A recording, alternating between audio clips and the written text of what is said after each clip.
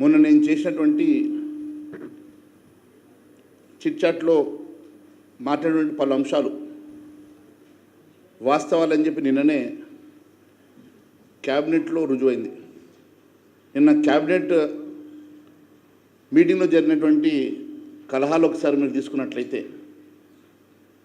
6 గంటల పాటు మంత్రుల కుస్తీల పోటీ జరిగిందట.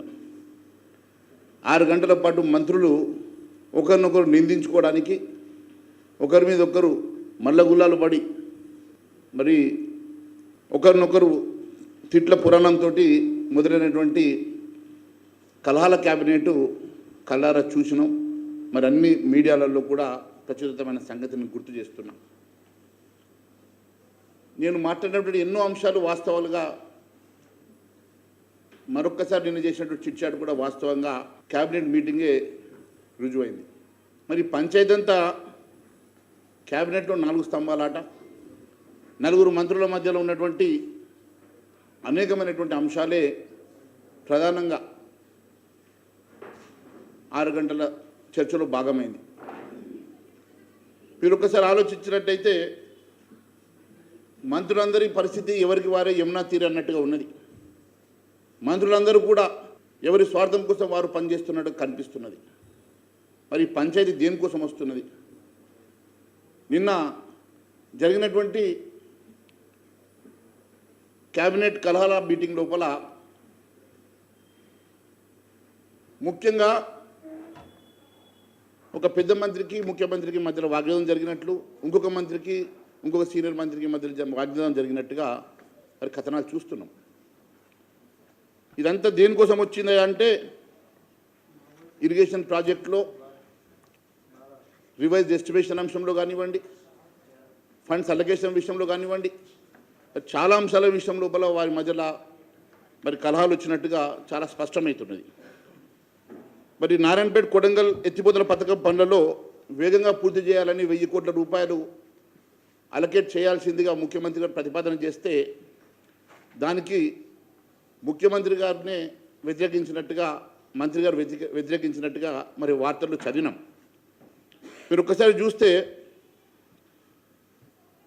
ఈ అంశం ఎందుకు బగ్గుమన్నదనంటే మరి సాగునీటి ప్రాజెక్టుల నిర్వహణ పర్యవేక్షణ గతం బడ్జెట్లో 480 కోట్లు కేటాయిస్తే ఇప్పటివరకు ₹1 కూడా మంజూరు చేయలేదు, రిలీజ్ చేయలేదు. ఇంకా 26 రోజుల్లో ఫినాన్షియల్ ఇయర్ అయిపోతుందని చెప్పేసి ఇరిగేషన్ మంత్రి గారు బాధపడ్డారట.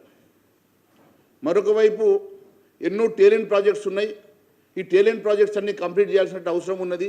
మీరు అన్ని కొడంగల్ లిఫ్ట్ ఇరిగేషన్కే 1000 కోట్లు తీసుకపోతే ఎట్లా అని చెప్పి వారి మధ్యలో వాగ్విదం జరిగినట్టుగా మరి పేపర్లో వచ్చింది.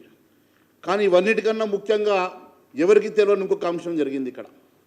అదేందనంటే క్యాబినెట్లో జరిగినటువంటి వీరి మధ్యలో పోరుకు గల కారణం ఏంటంటే పొంగులేటి శ్రీనివాసరెడ్డికి సంబంధించినటువంటి కంపెనీ, పొంగులేటి శ్రీనివాసరెడ్డికి సంబంధించినటువంటి రాఘవ కన్స్ట్రక్షన్ కంపెనీకి గత క్యాబినెట్ మీటింగ్లో ఉదండపూర్ రిజర్వాయర్ 430 కోట్ల నుంచి దాన్ని 1150 కోట్లకి రివైజ్డ్ ఎస్టిమేషన్ వేయించుకున్నాడు.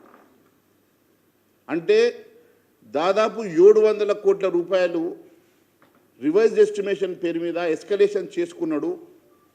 మరి ఒక మంత్రికి మీరు 700 కోట్ల రూపాయలు రివైజ్డ్ ఎస్టిమేషన్ ఇచ్చిండ్రు, మరి మాకు సంబంధించినటువంటి ఎంతోమంది కాంట్రాక్టర్లు ఉన్నారు కదా, మరి వాళ్ళకెందుకు ఇవ్వరని చెప్పేసి ఆ మంత్రుల మధ్యలో పంచాయతీ మొదలైంది.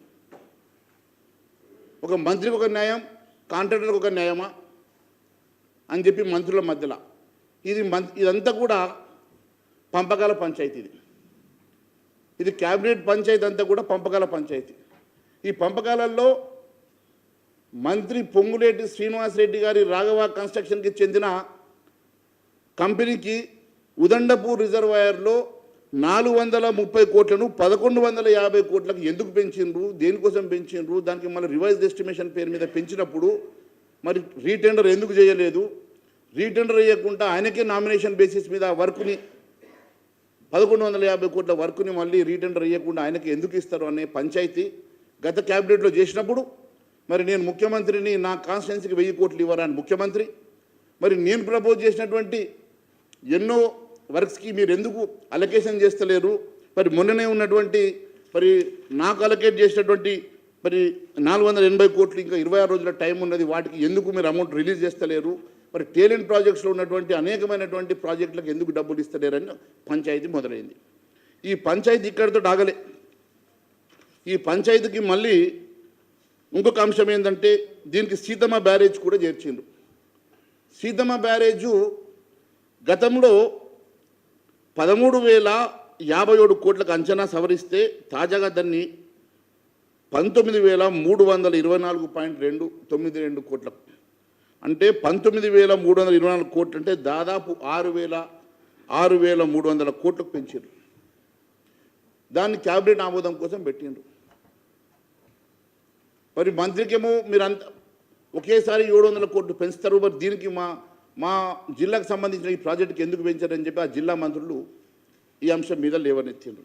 ఇదంతా పంచాయతీ ఒకరి మీద ఒకరు నిందలు వేసుకోవడానికి, ఒకరి మీద ఒకరు మరి పొట్లాడడానికి మాత్రమే సరిపోతున్నది.